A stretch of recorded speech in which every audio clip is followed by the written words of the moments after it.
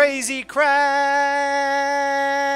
in the house, and today it is time to review full spoiler review Solo, a Star Wars freaking story, aka Solo, the movie nobody asked for and nobody wanted and nobody's really happy about. By the way, I have not seen any other spoiler reviews. This is going to be completely my opinion. This is completely my take. I might be a complete idiot in some of the things I say, but I'm going to go for it anyway. Opening scene a long time ago in a galaxy far, far away. So far, so good. And then I thought, boom, we were going to get to the movie like Rogue One style. It didn't do that. It had some more title cards. Same blue font. And it had some pretty cool music behind it. It said it's a lawless time, and it said that this lady Proxima is leading a gang, and Han is obviously going to be working, kind of works for her and does little scams. And I didn't really mind it. It's kind of set up the tone, and it was pretty cool. And then we get to Han Solo riding his speeder along. Wouldn't have known it was Han Solo if I hadn't known who the actor was and hadn't seen the previews. I wouldn't have had any clue that that was Han Solo because it doesn't look anything like him really. The hair kind of, a little bit. But anyway, so Han Solo's flying down, and before you know it, right away, he meets up with Qi'ra, his girl. Apparently, because they kiss right away. They kiss, they're obviously in love. They look like young people in love, you know, early 20s, which I'm already thrown off because I saw the trailer. And I saw this part. You look good. A little rough around the edges, but good. So I'm already confused because in the trailer at that part, when I see Qi'ra and I see Han and she says, you look good. A little rough around the edges, but good. I'm thinking to myself, okay, looks like she's just meeting him for the first time. And she's meeting up with a new recruit or something and she's checking him out and says, you look good. A little rough around the edges, but good. Or, I guess, I didn't even think of this, but maybe they haven't seen each other in a long time, and so she says that. But it didn't give me a vibe that they used to be together.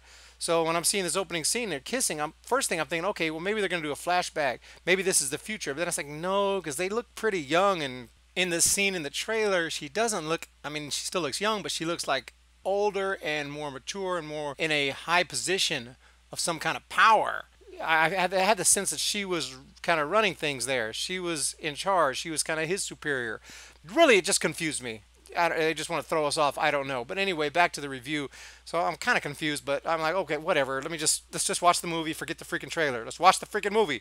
So him and Qi'ra, they're obviously hooked up. They're boyfriend and girlfriend or something. You know, they love each other. It was cool at the beginning. I enjoyed the atmosphere, the cool, lawless time. I love it. Like, it really looked like it was going to be cool, but it moved so fast. Scene, boom, scene done, boom, scene done, boom, scene done. So he's hooking with Qi'ra. I don't know how, but they get a sample of this powerful super fuel called coaxium, and they're trying to get through some kind of, I don't know, they're trying to get through customs or something, okay? They're trying to get through here because on the other side, I guess they're good to go. I don't really understand the whole thing. It happened so fast. But on the other side is good to go, okay? So they need to get to good to go. And they need to get through this customs officer, I'm going to call her. She really works for the Empire. She's not letting them through. He says, hey, check this out. I got some coaxium fuel here. Maybe that'll change your mind. Anyway, the lady eventually says, okay, hook me up with that fuel and I'll let you through. They hook her up with the fuel. She opens the door. They start to go through. Han gets through and then boom, they catch her. They grab old girl, pull her away. Han gets through. The door closes. He's like, oh, Qi'ra, Qi'ra, oh my gosh. And then bam, they're separated. Once he gets through and his girl doesn't, he tries to kind of join the Empire. He goes and talks to a recruiting officer. The recruiting officer, that's when he says, I'm a driver. And I'm a flyer. You know, it's like, okay, sound like a little whiny bitch. But anyway, so he's kind of begging, telling him how good he is, which already is kind of off character. You know, you would never hear, you know, Jason Bourne, who whoops everyone's ass and is one of the most badass dudes ever. You won't ever hear him say, hey, I can beat people up. Okay? I'm really good. I speak lots of languages. I'm really, really good at stuff. I really got my stuff together. No. Because if you're the bomb, you're just the bomb. And I get that Han Solo's no Jason Bourne. Han Solo, sometimes he does little funny things. Even in the originals, gets in over his head a little bit. You know, funny things happen. He's not always like awesome, super awesome at everything. I get that. But If you're going to make a Han Solo movie, you're going to bring in an actor who doesn't really look like him. Maybe you want to make him a little more on the cool side than the uncool side. That's just would be my advice. So, that already is not great, but no big deal. Anyway, he's trying to join the Empire. The Imperial officer is like, okay, starts to sign him up. He asks, what's your name? He says, my name's Han. What's your last name? I ain't got no last name. I've always been by myself. I'm alone. So the officer says, Solo. Pure genius, guys. Pure genius. John Kasdan, give you a round of applause. That's pure genius. I would have never thought to do it that way. I thought it was pretty dumb, but that's how Han got his name, so be it. That's the opening scene. It went really quick, and it was rushed, and boom, boom, boom. There was no development of anybody. You didn't have time to like or dislike anyone. It happened really fast. And then it said 3 years later. So they had to get that scene out the way, and now 3 years later. Okay, so 3 years later, Han is in the army. Okay, he's in the infantry. He's in the field. Stuff is blowing up. Boom, boom, boom. Crazy stuff in the field. Some freaking Saving Private Ryan shit going down. And Beckett is there. He looks like he's kind of the sergeant in charge. That is Woody Harrelson. Han is able to figure out that Beckett really is not part of the Empire. That Beckett and his people are thieves trying to steal something. And he says, hey, I want in. Really, he's trying to get a ship some way, somehow, so he can get back to Qi'ra. So he tells Beckett, hey, I know you guys are a bunch of thieves. Hook me up, man. Let me get with you guys. He's thinking this is a way he can get a plane. He just needs to get in the air and get out into the galaxy so he can get to his old planet and get back with his girl. That's his whole thing here. So he tries to blackmail Beckett. He says, how about this? If you don't let me on with your crew, then I'll just go ahead and tell them who you really are. Beckett's like, oh, really? Hey, y'all, come over here. This dude's a deserter. Arrest him right now. Boom. They arrest Han. They throw him in a freaking pit. They say, we're going to throw you with the beast. He's like, the beast? It's freaking terrifying. So they throw him with the beast. The beast comes out. Of course, it's Chewie. But he's all wet and dirty. But you know it's him. I thought it was okay. I thought it was a pretty cool introduction to Chewie because he's a beast. He's a freaking crazy wild animal. Right now he's held captive. So all he's there to beat him up. So he starts beating up Han. But then Han starts speaking Chewie's language. And Chewie's like, huh? I don't know where Han learned Chewie's language, but evidently he knows it.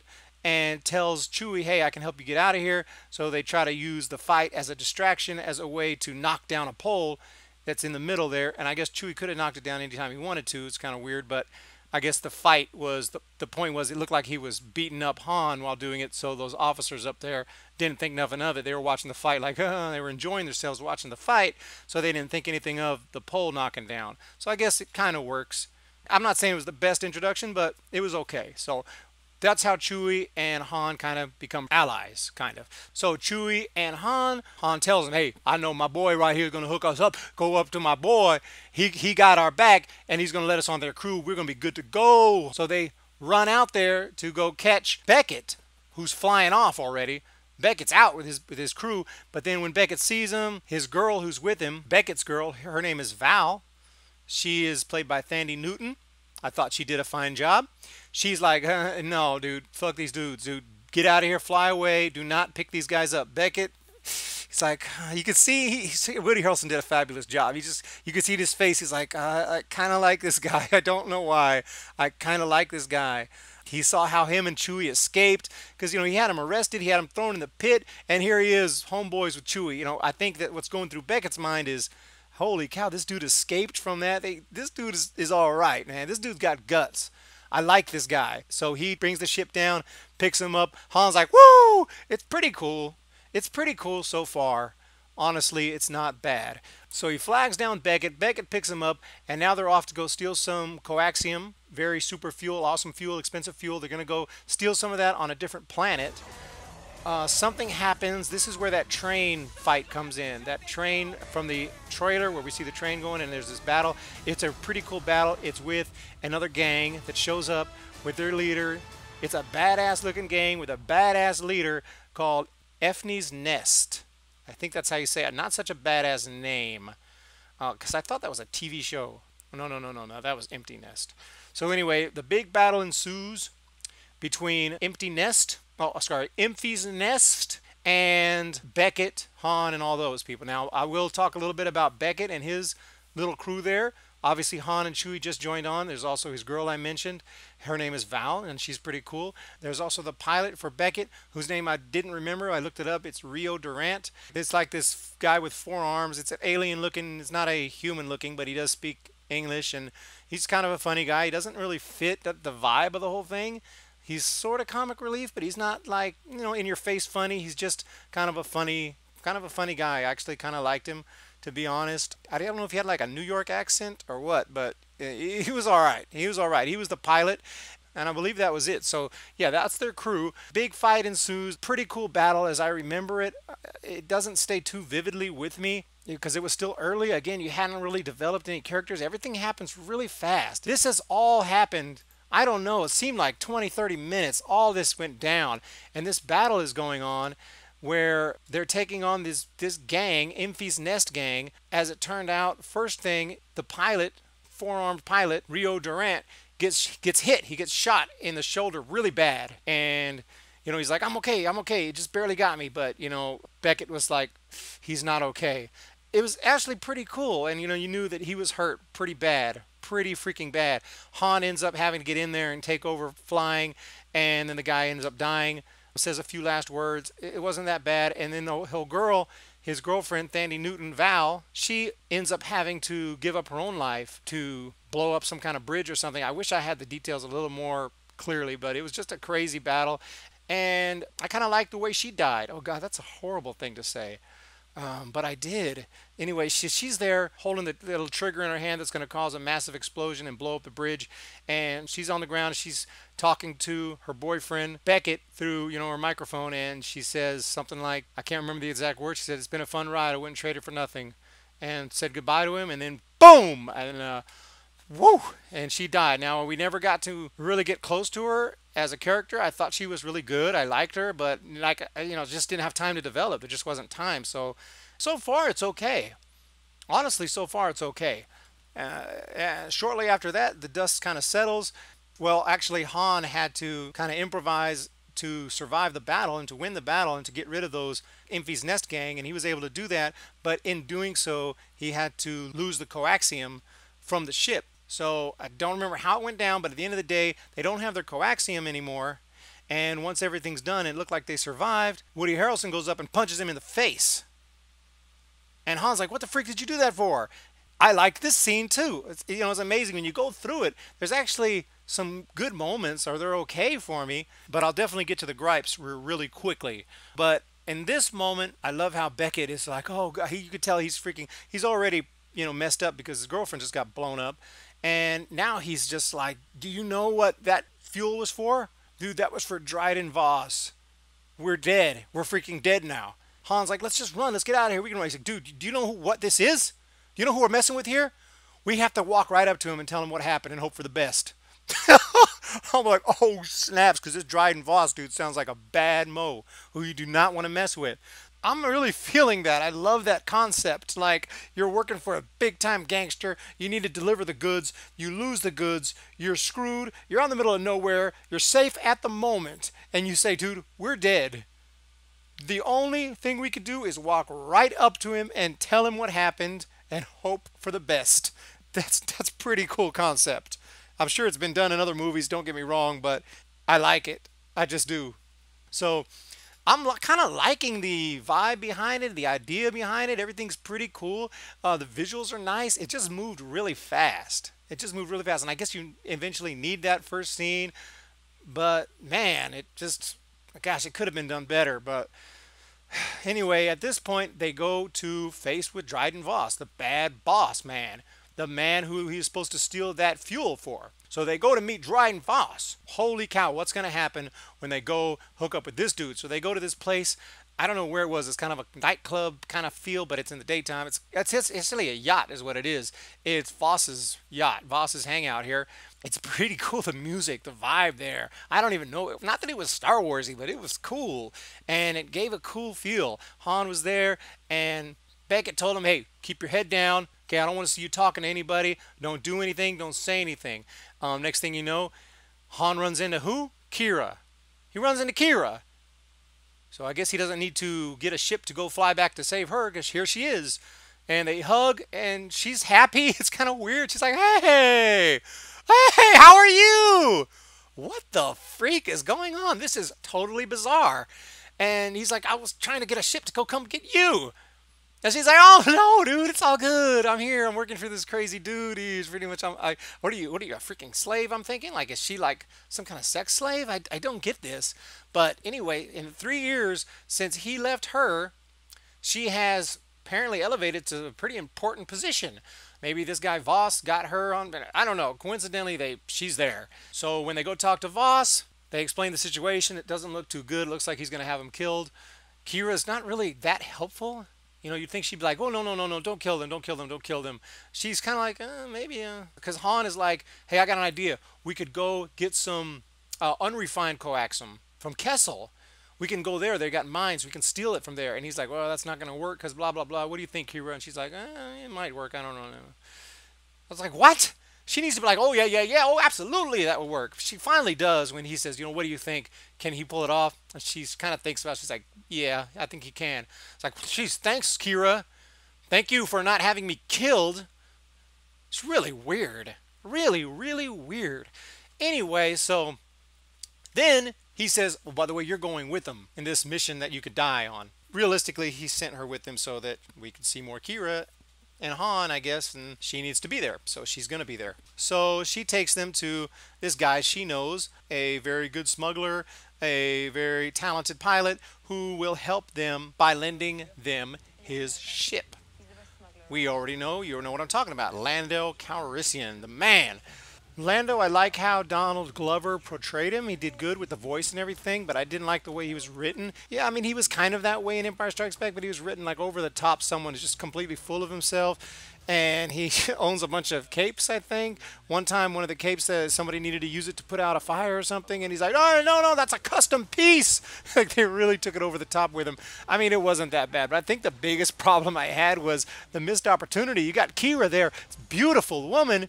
He never, like, they could have really done something. Instead, they wanted to do it with the droid. I'm not saying that he should have hooked up with Qi'ra. You couldn't have, if you want to do some fan service for us, just let us see people's personality as we remember it. Show Qi'ra, and I think maybe he did say a little something, but like, oh, beautiful as always. Maybe he said something. It was really brief, though. But there could have been some more, like, on the ship. So, you know, he could have been talking, could have had Han looking over there like, oh, what are they talking about? That could have been an opportunity to put some, I don't know, something there that didn't have to be inappropriate. We didn't have to visualize sex with robots or something sick and weird. You know, I mean, just a kind of missed opportunity. You got this beautiful girl, Qi'ra, on the ship. Han's madly in love with her, and you got Lando on that ship. You telling me nothing's gonna, not something you can do there? Just a little something. If you're gonna do something, why not that? No, let's do an SJW droid and have Lando down with the droids and have the droid talk to Qi'ra about, I'll get to that in a minute. So this is the part where Han walks right up to him and challenges him in a game of sabacc. So they play sabacc, basically a card game we never knew much about. Now we find out it's pretty much poker. So they play some poker. They wager Lando's ship, and I think everyone's thinking, oh, obviously this is when he wins Lando's ship. But I could kind of obviously tell, especially if they think they were tricking me. I'm not going to speak for everyone, but they certainly weren't fooling me, because they had Han put his cards down and be like, haha, got you. And it was like, ooh, and there's a pause. I'm like, psh, Lando's about to throw down his cards and be like, oh yeah, psh, bam, which he does. And so Han doesn't win the ship, at least not at this part in the movie. So Lando wins, obviously cheating, by the way, but nevertheless, he wins. Says, hey, what's up? Where's my ship that you promised me? Because Han, I think, made up some ship that he said he had, which he really doesn't have. As it turned out, they explained to Lando the situation. Hey, we're going to go get a bunch of money. We're going to go steal this, blah, blah, blah. We need your ship. He agreed to loan them the ship, help them out, and he's going to get a percentage of the profit. There were some negotiations, blah, blah, blah, blah, blah, blah, blah, blah, blah. Anyway, they get on the Millennium Falcon finally to head for Kessel. And this is where we meet L337, who is Lando's droid. She is a total, like, we must revolt. She is trying to fight for droid rights. She's total SJW all the way. So much so, I think Lando said, "Hey, I'm gonna go over here. Do you need anything?" And she said, "Equal rights." I don't remember, but anyway, he just rolled his eyes like, "Oh God." So I mean, at least that. But yeah, she's just complete, total that annoying SJW person who that's all they think about. They say, "Hey, do you want to go out to get a bite to eat?" Ooh, as long as it's not meat, I'll go. Dude, you can have whatever you want. I'm gonna have. You're gonna have what? Oh God, do you know how many animals are? You know what? Never mind. Let's not go eat. So they get to Kessel and steal the coaxium. L3 gets hit in the battle. There's some battles. There's some gunfire, and she gets hurt pretty bad. Lando grabs her. He's like, L3. You can see he's completely torn apart. L3 explained in an earlier scene. I'm sorry, I skipped the scene where L3 describes to Qi'ra that hey, L3 talking. I can see Han loves you. No, he doesn't. He looks at you just like Lando looks at me. Lando's totally in love with me. Totally wants to get with me. I don't feel the same way. So then Kira's like, that doesn't really work, right? Like, implying, humans and robots, they can't really do it, right? She's like, oh, it works. Oh my gosh. I'm just like, oh, thank God there's nobody else in the theater but me. Whew. Oh, but anyway, there was a couple other people that showed up late, but the theater was pretty much completely empty. Anyway, so they get out of there. L3 dies. Sad moment. Actually, not too bad. But anyway, so they decide what they can do is upload her navigational computer into the ship. So they do that, and that helps the Falcon to be able to navigate and have the knowledge to be able to make their crazy Kessel run, whatever they do. And they end up with another confrontation with Enfy's nest. So Enfy's nest is back with the big mask on. Badass villain right here. She looks really cool. I didn't know that she was a girl, but when I saw her start to take her mask off, it just clicked in my mind, oh, it's going to be a girl. I mean, not that there's anything wrong with that, everybody, but I'm just kind of weird that I just clicked in my mind before she took the mask off. Like, she didn't need to take the mask off. She was badass anyway, but they had to show her, not only she's a girl, she looked like she's about 16. Badass girl. Then she starts talking like, actually, we're the rebellion. I'm not really a badass bad girl. We're just rebels, and we need to stop the Empire from becoming too powerful. We need to start this rebellion. So she's supposedly now the one that started the rebellion. She became basically a good guy, a good girl. Kind of weird how it happened. I didn't feel this was done in the spirit of good writing or good story or good movie. I felt there was another alternate reason for this. I don't want to get into it, but just didn't really like the way that went down. It felt kind of weird. But nevertheless, she ends up being good, and they all become like really soft. They went from like badass, like this girl, do not mess with her, to I don't know. Anyway, really weird. So anyway, Han decides eventually he wants to help them out. But things go wrong. There's lots of double crossing. There's lots of crazy stuff that happened. I don't want to get into it all, but I pretty much could sense everything that happens. We find out Beckett double crossed him, or did the girl double cross? I don't know what's going on. At this point, I'm getting confused. The movie's getting freaking weird, and it just kind of went to crap here. But anyway, at the end of the day, they go back to Vos. Han tries to take him to coaxium. Vos says, no, no, no, no, this is a bunch of crap. This is fake. Beckett comes in. They find out it's not fake. Some shooting goes down. Beckett says, I'm out. At some point, Qi'ra kills Vos after pretending she was going to kill Han, which I didn't for a second fall for that. I knew exactly what was going to happen. She's like acting like she's going to kill Han. And she's almost felt like The Last Jedi when Snoke was like, now kill your enemy. Oh, I wonder what's going to happen. This same kind of thing. She's got Han down there and she's like, you have to do the right thing and kill the person who needs to be killed. I don't remember her exact words. Then she turns around and boom, kills Vos. Oh, I can't believe it. I didn't see that coming from 50 miles away. Anyway, so that happens. And then somehow Beckett's got the fuel and he's rolling out with Chewbacca. He needs him to carry it. He's like, I need you to carry this stuff. So they're out. Han goes after them. And then, after all this craziness, Qi'ra, of all people, gets on the hologram phone and brings up a hologram. And I'm thinking, who is this? It looks like the Emperor or something. Is that the Emperor? I'm listening to the voice. Is that Palpatine's voice? Let me see if I can detect the voice because it's familiar. I couldn't really catch it. And then I see the face. Is that Darth Maul? Darth Maul? From the What the fuck is the movie called? The Phantom Menace? Darth Maul! Darth Maul! It's good to see you, Darth Maul! How long has it been? 1999? Oh my gosh! I thought you died! So she's talking to Darth Maul of all people. How? Okay, first of all, I'm going to tell you straight up. Yes, it entered my mind like, okay, yeah, I remember. I guess he did survive that getting chopped in half in The Phantom Menace. It was in one of the other series. But I'm going to be honest, I'm more of a main movie guy, and I do read some of the books, but I haven't watched all the Rebels and all that stuff. Just being honest here, I was not aware that Maul could potentially be in this movie. But furthermore, even if Maul is alive at this time, why is he in this movie talking to Qi'ra?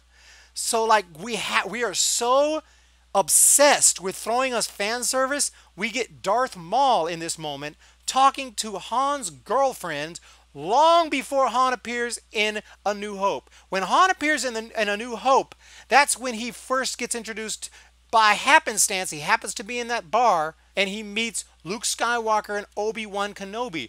Now, we're looking back at 10 years prior to his early life. I want a movie about his early life, about a heist or whatever goes on. I don't mind some bomb villains. I thought that's what we had with this Vos guy. I don't mind that. Make some badass villains. Or even what I thought was going to be a badass villain, Enfy's Nest. She ends up being a little softy, but anyways, at the end of the day, I'm looking for some badass villains, not the Emperor, not no Sith Lords or even former Sith Lords. Now, Darth Maul? This is really weird, and I think the movies need to stay consistent with the movies. I understand it may be canon that he was alive at this time, but that's no excuse to throw him in this movie. And not only that, he bust out his lightsaber. Why would you ever bust out your lightsaber like talking to a harmless girl and you're a freaking hologram just to show how cool you are? Look at me. I'm Darth Maul. Look at what I am. I'll get revenge. What are you doing, Darth? Put away your lightsaber, bro. That's not normal. We're on the phone here. Calm down. Darth Maul shows up. You know, and as I was saying, I think the movies, they don't, because if you start watching the movies, let's just say you want to watch the movies in some kind of order that makes sense. So you watch the prequels, and then you get to Solo, and you watch Solo, and Maul shows up. Now, wouldn't you think, what the hell? I just saw that dude cut in half. Now, the nerds are going to say, what are you, freaking stupid or something? Are you freaking retarded?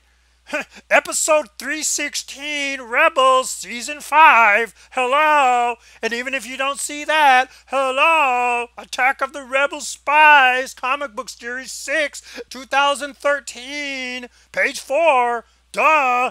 Look, motherfuckers, and let me look, I'm not that knowledgeable about every freaking thing Star Wars. No offense if you are that knowledgeable. I'm actually jealous of you. I wish I had that knowledge. I've read some books. I watched the movies. I watched some of the cartoons. I've seen a few episodes, Clone Wars, but I am not so knowledgeable that as soon as I see Maul, oh, of course, Maul, dude, he's still around. What did you think? Right now he's at this planet. He's got his fake legs, and no, people don't all know that. So you see Darth Maul, he's there for one reason and one reason only. He's there for fan service, because they think that when people like me and other Star Wars fans, they think when we see that Darth Maul and he busts out his lightsaber, they think we're all going to go, oh, and have freaking nerdgasms.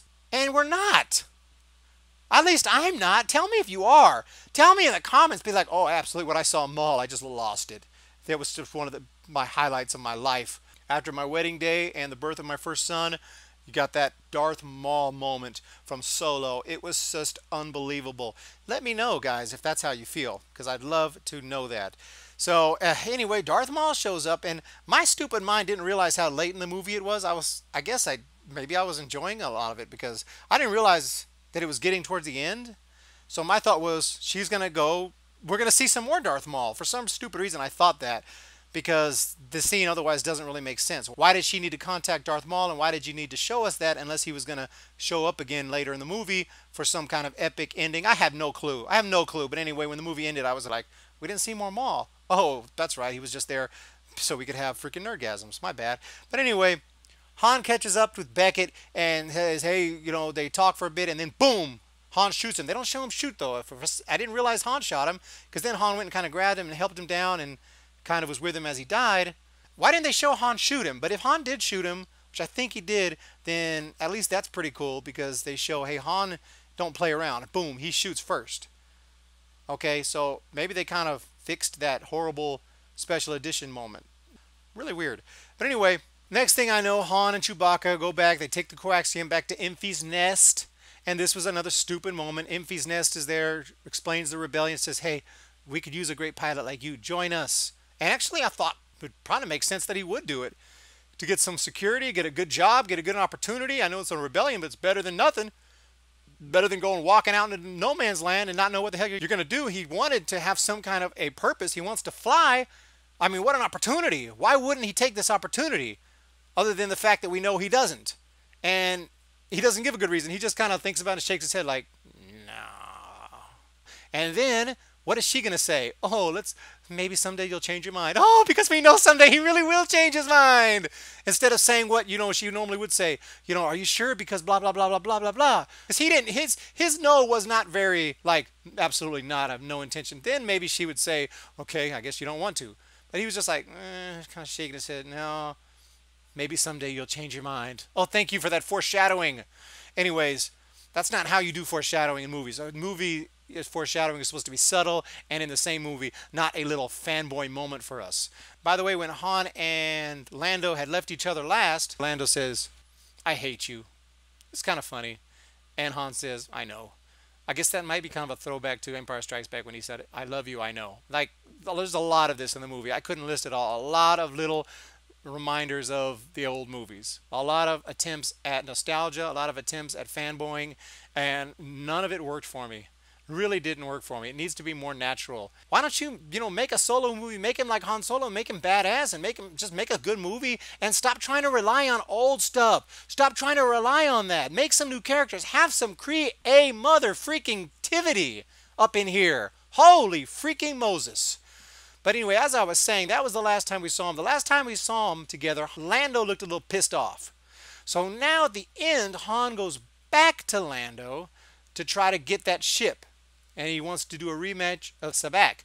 But before that, when Han first walks in the door, Lando's like, Han, old buddy, and walks up to him. I was kind of surprised, like, why is he happy to see him? I thought he was pissed off. I was like, okay, maybe bygones be bygones. Over. And he walks up to him, and Han acts like he's angry. He's like, yeah, you got a lot of freaking nerve, man, leaving us like that, acting like he's mad. And I'm thinking, please don't do this. Please don't do this, what I think is going to happen. And sure enough, and Han, like, acts like he's going to hit him and then hugs him. Ha ha ha! Good old buddy! Oh my gosh, I freaking cringed so hard I almost just died. Hey, if you don't know what I'm talking about, that same exact moment happened in The Empire Strikes Back, except it was reversed. But that's because that was Lando's personality to do that. You got a lot of nerve showing up here after what you pulled. Han, like, what are you talking about? Acts like he's going to hit him, hugs him. Ha ha, old buddy. It was good in The Empire Strikes Back. It was original. It was original. Not crispy. Original. Come on, guys. Use your minds. Use your brains. Now you start using your head. That's that lump that's 3 feet above your ass. So anyway, Han and Lando play another game of Sabak, and this time Han wins, and he escapes and leaves in the Millennium Falcon. So at this point, he says, hey, we're going to Tatooine because the gangsters putting together a crew there for a heist. You heard about that. You know who they heard about that from? Woody Harrelson's character, Beckett, earlier, before he betrayed them. That's from that scene from the trailer when he says, big time gangster putting together a crew. Well, he wasn't talking about he's putting together a crew. He was talking about he's going to Tatooine where this big time gangster, who we can assume is freaking that fat slug, can I forget his name? Jabba the Hutt. Now Han is like, let's go over there to Tatooine. Like, give me a freaking break. So that's when oh God, that's when he gets in his debt 10 years or 20 years, whatever, prior to A New Hope. They had to hook it up like that. They had to connect it.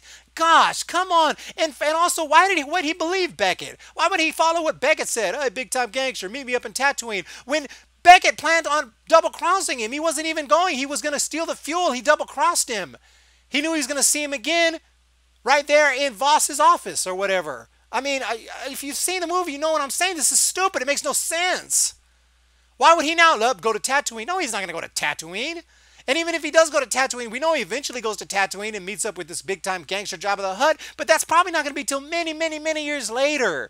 You don't need to hook everything up. We're not freaking nerdgasming through the movie because of all your stupid connections and all your stupid fan service. They haven't had Chewie learn how to play that game, that little chess game with all the big creatures and stuff. But he's learning how to play. He's not that good, right? Because he gets good later. Okay, a little connection there. Okay, I feel you. How far are they going to go? He learns how to play. Then he makes the move where the creature picks another creature up, throws him on the ground. It's the exact same as A New Hope. I've seen that movie so many times. And when I watched it, I haven't verified that it was perfectly the same, but it looked the exact same. You couldn't come up with something a little different? You know, I mean, there's got to be a billion different combinations of possible moves. If it's anything like our chess, then you could have come up with any kind of move. Make another little creature, make another little snaky creature do something and eat another thing. Make something different. It's just like in A New Hope. It's just like in A New Hope. Oh my God, oh my God, oh my God, oh my God, oh my God, oh my God, oh my God. It's just like A New Hope. It's just like A New Hope. It's just like A New Hope. Oh my gosh, oh my gosh. That's what they think we do. That's what they think we do. And I didn't say everything. This is so fan servicey. The fan service, it's just like the freaking prequels. It's too much fan service. We don't need all that fan service. We got the Millennium Falcon by definition. We got Han Solo by definition. We got Lando by definition. We get to see all these people, all these characters we love. The Millennium Falcon, that's more than enough. We don't need Darth Mother freaking Maul. Not that it wasn't good to see him. It's good to see him. Hi, Darth. It's been a while. But why are you here? Why are you here? You do not belong here. This is not your place. Your place is in the Phantom Menace. Go back to the Phantom Menace where you belong. I mean, Ray Park got to reprise his role. I love seeing people reprise their role, especially so many years later. He got to dress back up as Darth Maul. I mean, that must have been a cool opportunity for him. I'm happy for him, but for this particular movie, I didn't like. You could make a movie where maybe he'll fit. This wasn't it. The young days of Han Solo and his old girlfriend, who at the beginning, by the way, is like pretty much a nobody like him. She doesn't seem like much, and in 3 years, she's talking to Darth Maul? What the heck? And I don't even know if she was a sex slave or she seemed to be next in command. After that guy died, after Vos died, she was in charge. She was running the show, talking to Darth Maul. Darth Maul, everyone. Darth Maul. Whew. And he turns on his little lightsaber so we can go, whoo. The fan service was over the top in this movie. You know, it had some good moments. It had potential. It had some really cool, the music, I love it. I love the vibe. I love the music. I love the feel. I love the color scheme. I love a lot about this movie. It had a really potential. I can't wait till Ivan Ortega, my man who's fixing The Last Jedi, gets a hold of this movie because he will have a field day with this movie. I think it's fixable. I think it's fixable. My new take, I'm going to make a video on this. My new take and how I'm handling it now is when Disney puts out a movie, as far as I'm concerned, that's the rough draft. That's the very, very, very, very, very, very horribly rough draft. And then Ivan will grab that rough draft, finish it off, and then we have the canon version. Because this ain't canon for me. Neither is The Last Jedi. But, you know, even if Ivan fixes it, he can't fix, you know, I'm a flyer and I'm a driver. Okay? Try to fix that. Gonna have a tough time fixing that. Hey, I'm a flyer. Hey, look at me. Look, hey, I'm a flyer. I'm a flyer. I fly. I can fly. So, guys, thanks so much for joining me. I give this movie 5 out of 10 Lucases. So that's the best I can do with it. And it does beat out a couple movies in the rankings. So we'll have a new ranking coming out here in a future video. Actually, let's just show it to you now just for fun. This is the new ranking right here. As you can see, that's where Solo lies pretty low, but hey, it beat out a couple movies, so we got to give it that. But overall, had a lot of potential, but the fan service really got to me. At the end, I was thinking when he's driving off, like, what's he going to do? And he can't possibly go to Tatooine. And then Han did say, hey, let's go down to Tatooine, meet that big time gangster, so we can go, I know who it is, I know who it is, I know who it is. It's Jabba the Hutt. It's Jabba the Hutt. I know. Woo! Anyway, so overall, too much damn fan service. I didn't even mention it all because I can't remember it all. So that's the bottom line with Solo, a Star Wars story. Can't wait to see and review Ivan's version. Hope you all have a great day. Thank you for joining me. Bye-bye.